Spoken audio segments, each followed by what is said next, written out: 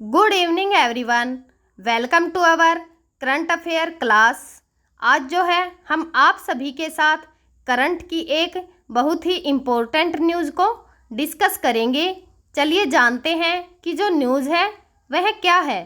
143 महिला सांसदों और विधायकों पर आपराधिक मामले, 78 पर हत्या किडनैपिंग के आरोप, हर नेता पर जो है औसतन 20.34 रुपये करोड़ की जो संपत्ति, एडीआर की रिपोर्ट। चलिए जानते हैं कि जो एडीआर के द्वारा जो रिपोर्ट पेश की गई है वह क्या है। चुनाव सुधार पर काम करने वाले एनजीओ एडीआर ने महिला सांसद और विधायकों को लेकर रिपोर्ट जारी की है।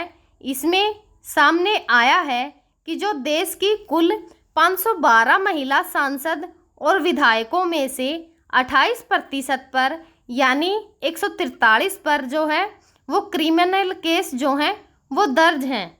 इनमें से 78 पर हत्या किडनैपिंग जैसे गंभीर आरोप जो हैं वो लगाए गए हैं। इनमें से 17 महिला नेताओं ने अपने चुनावी जो हलफनामों में अपनी संपत्ति का ब्यौरा जो है वो दिया है।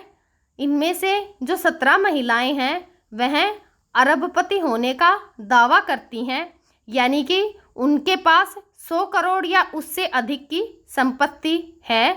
इनमें लोकसभा की 6 महिलाएं और राज्यसभा की 3 और विधानसभा की 8 महिलाएं जो हैं वो शामिल हैं।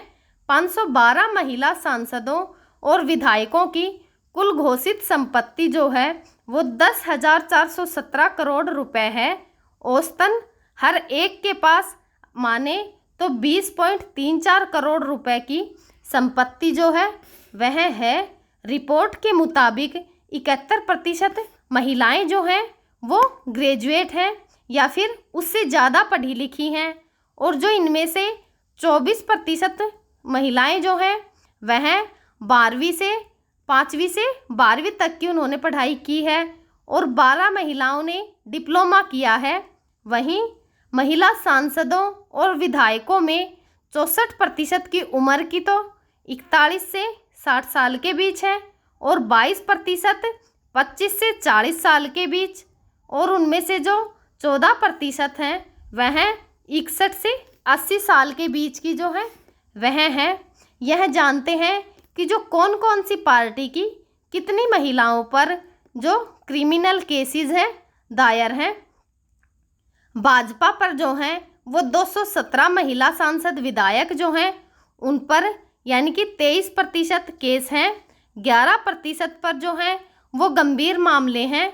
कांग्रेस की जो महिला सांसद और विधायक हैं उनमें से 43 में से यानी कि 34% पर तो जो है वो आपराधिक केस हैं और 20% पर गंभीर आरोप हैं, और जो टीडीपी पार्टी है उसमें 20 में से यानी कि 65% जो महिलाएं हैं उन पर जो है वो 45% पर गंभीर मामलों के केस हैं, और जो एएपी यानी कि जो आम आदमी पार्टी है उसमें 13 में से यानी 69% पर जो है वो आपराधिक केस हैं और 31% पर गंभीर आरोप के केस जो हैं वो दर्ज हैं।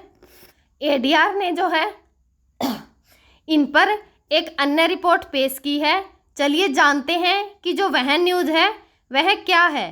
देश के 45% विधायकों पर जो है वो क्रिमिनल जो है वो केस हैं, जो 1205 पर जो हैं वो गंभीर आरोप हैं। एडीआर की रिपोर्ट के मुताबिक देश के जो 45% विधायकों पर जो हैं वो आपराधिक मामले दर्ज हैं। एडीआर ने देश के 28 राज्यों और जो विधानसभा वाले 3 केंद्र शासित प्रदेश हैं उनमें उन सभी के जो कुल विधायक और सांसद हैं उनमें से 4123 विधायकों में से 4092 के चुनावी हलफनामों का जो है वो एनालाइज किया है और उनका एनालाइज करके एक रिपोर्ट तैयार की है। जो आंध्र प्रदेश के सबसे ज़्यादा 174 में से 138 यानी कि 79% विधायकों ने, जबकि सिक्किम में जो है वो सबसे कम 32 में से सिर्फ एक विधायक ने अपने खिलाफ जो है वो आपराधिक मामले घोषित किए हैं। तेलुगु देशज जो पार्टी है यानी कि टीडीपी के सबसे ज़्यादा हैं, 134 विधायकों में से 115 पर आपराधिक मामले जो हैं वो दर्ज हैं।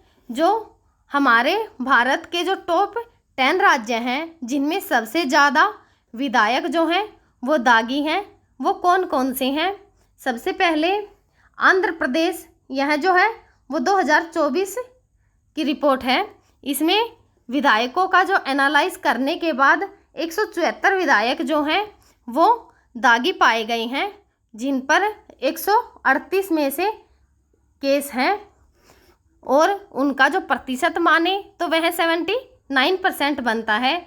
वैसे ही केरल 2021 की देखें तो जो टोटल विधायक हैं वो 134 हैं, उनमें से जो 93% है उन पर 93 जो हैं उन पर केस दर्ज हैं। अगर इनका परसेंटेज निकालें तो 69% पर जो हैं वो केस दाखिल किए गए हैं। तेलंगाना 2023 वहाँ पर 119 जो हैं वो विधायक हैं, उनमें से 82 पर जो है वो केस दर्ज हैं। अगर परसेंटेज देखें तो 69% है। बिहार 2020 में 241 जो है वो विधायक हैं, उनमें से 158 पर केस दर्ज हैं और जो 158 जो है वह 241 का 66% जो है वो होता है। महाराष्ट्र 2024 286 विधायक हैं, उनमें से 187 पर केस दर्ज हैं। इनका परसेंटेज जो है वो 65% बनता है। और तमिलनाडु 2021 224 जो हैं वो विधायक हैं, उनमें से 132 पर केस दर्ज हैं और परसेंटेज 59% है। ओडिशा 2024 147 विधायक, उनमें से 85 पर केस दर्ज और 58% होते हैं। कर्नाटक 2023 223 जो है वो विधायक हैं, उनमें से 122 पर केस दर्ज हैं जो कि 55% होता है।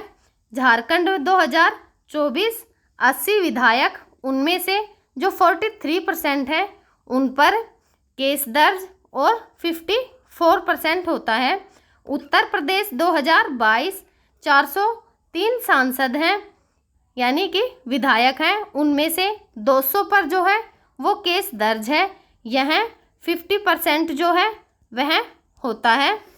वह जाने जो चंद्रबाबू हैं इनमें सबसे अमीर सीएम हैं और जो ममता बनर्जी हैं वह 15 लाख रुपए के साथ सबसे गरीब। और 30 दिसंबर 2024 को जारी रिपोर्ट से पता चला है कि जो आंध्र प्रदेश के मुख्यमंत्री चंद्रबाबू नायडू जो हैं वे देश के सबसे अमीर मुख्यमंत्री हैं। उनके पास 931 करोड़ रुपए से ज़्यादा की संपत्ति जो है वह है।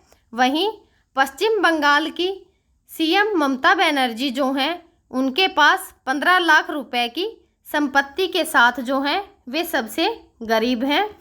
रिपोर्ट के मुताबिक 2023-2024 में जहां भारत की प्रति व्यक्ति नेट नेशनल इनकम जो है वह करीब 1,85,854 रुपये रही, वहीं एक मुख्यमंत्री की औसत आयु जो है वह 13,64,310 रुपये रही।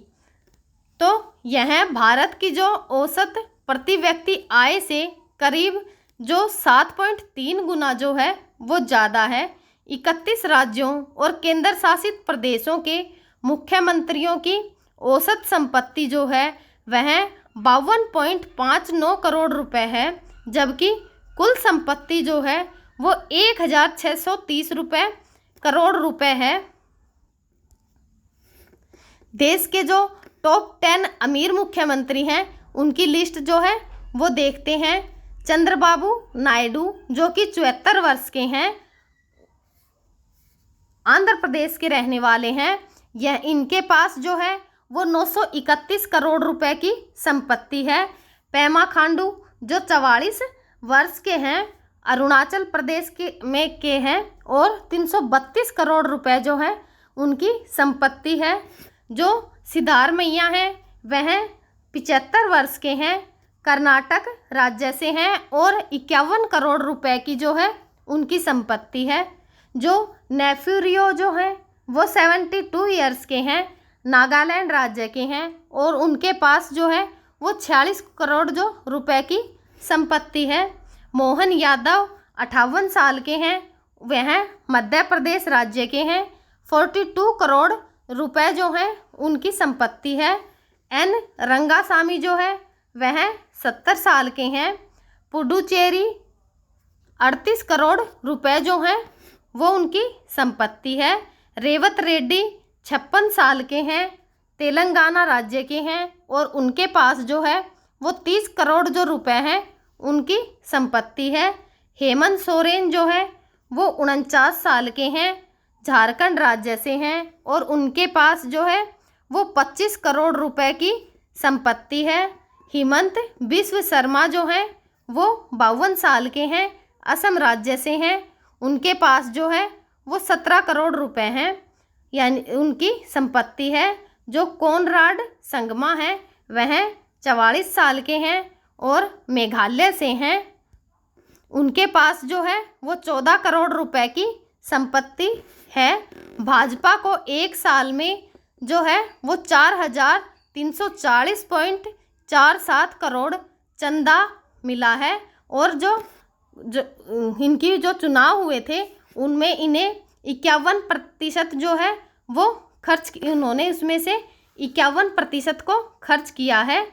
एडीआर ने 17 फरवरी 2025 को राष्ट्रीय दलों को मिले चंदे को लेकर रिपोर्ट जारी की है।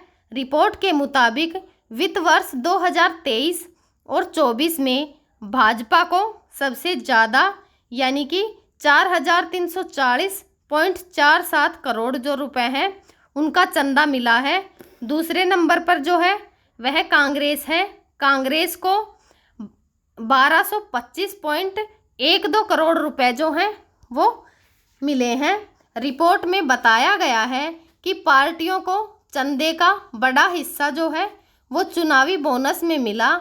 भाजपा ने अपनी कमाई का कुल जो है वो 50.96% यानी कि 2,211.69 करोड़ रुपए, जबकि कांग्रेस ने अपनी इनकम का जो है वो 83.69% यानी कि 1,025.25 जो रुपए हैं करोड़ रुपए खर्च किए हैं। एएपी को यानी कि आम आदमी पार्टी जो है उसको चंदे में 22.68 करोड़ रुपए जो हैं वो मिले, जबकि पार्टी ने उससे ज़्यादा यानी कि 34.09 करोड़ रुपए खर्च किए।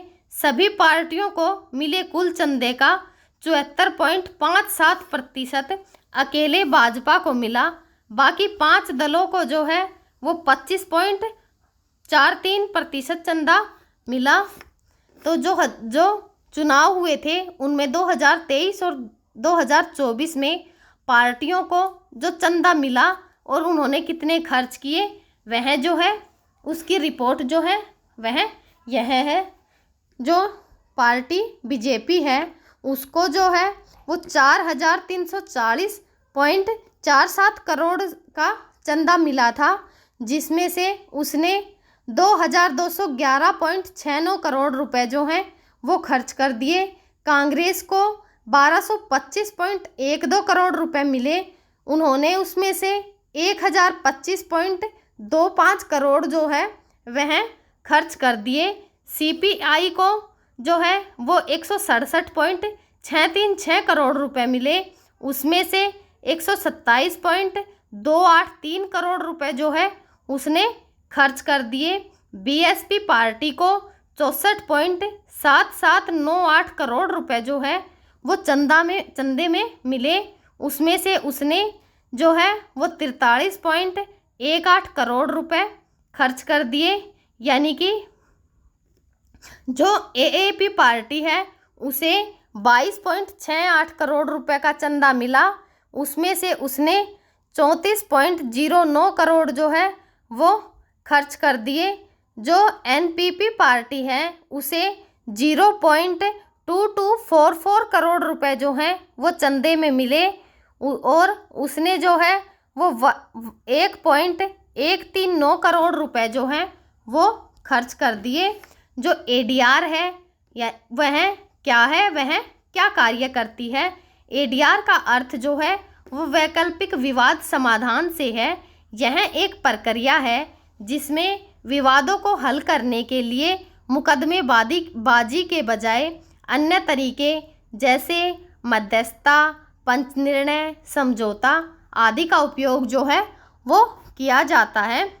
हम जो है आगे भी आप सभी के साथ ऐसे ही इम्पोर्टेंट करंट न्यूज़ जो है वो डिस्कस करते रहेंगे। तब तक आप पढ़ते रहिए, खुश रहिए। Thank you.